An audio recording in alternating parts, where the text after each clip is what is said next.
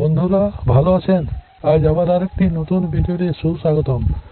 আজ নিয়ে এসেছি এটিএম এ টাকা আটকে গেলে কি করবেন, কোথায় জানাবেন, এই ভিডিওর মাধ্যমে আমি আজ জানাবো।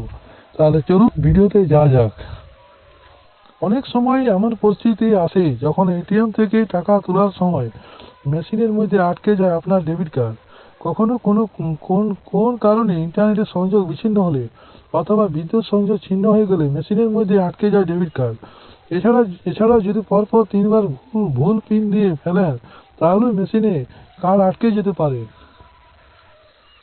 মেশিনের ভিতরে কার্ড আটকে গেলে অনেকে সমস্যার মধ্যে পড়ে থাকেন। অনেকে ভাবেন কার্ড টানাটানি করলে হয়তো সেই কার্ড মেশিন থেকে বেরিয়ে আসবে, কিন্তু ব্যাপারটা সেরকম নয়। মেশিনের ভিতরে যদি কার্ড কোনোভাবে আটকে যায় তাহলে বিনা কারণে টানাটানি করবেন না, তাতে কোনো লাভ হবে না। বরং স্ক্রিনে দেওয়া ক্যান্সেল বিকল্পটি বেছে নিন। ক্যান্সেল বিকল্পটি বেছে নিলে সেই লেনদেন বাতিল হয়ে যায় এবং তাতে কার্ড বেরিয়ে আসতে পারে। তবে এতেও যদি কাজ না হয় তাহলে স্থানীয় ব্রাঞ্চ বা ব্যাংকের কাস্টমার কেয়ার নম্বরে ফোন করুন। কিয়ন্তে ওই নম্বরে দেওয়া আছে।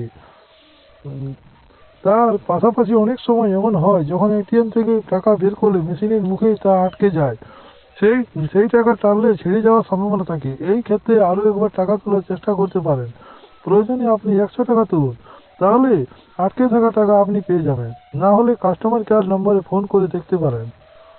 এছাড়া অনেক সময় এটিএম থেকে টাকা না বের হলেও অ্যাকাউন্ট থেকে টাকা কেটে নেওয়া হয়। সেক্ষেত্রে লেনদেনের স্লিপ যত্ন সহকারে রেখে দিন এবং সংশ্লিষ্ট ব্যাংকের নিকটবর্তী ব্রাঞ্চে যোগাযোগ করুন সেই স্লিপ নিয়ে।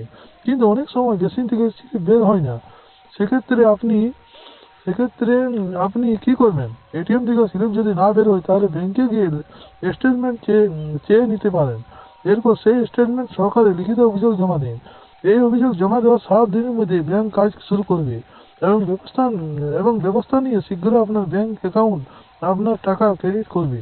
আরবিআই এর নিয়ম অনুযায়ী ব্যাংক এই কাজ না করলে প্রতিদিন 100 টাকা করে জরিমানা দিতে হবে ব্যাংকে।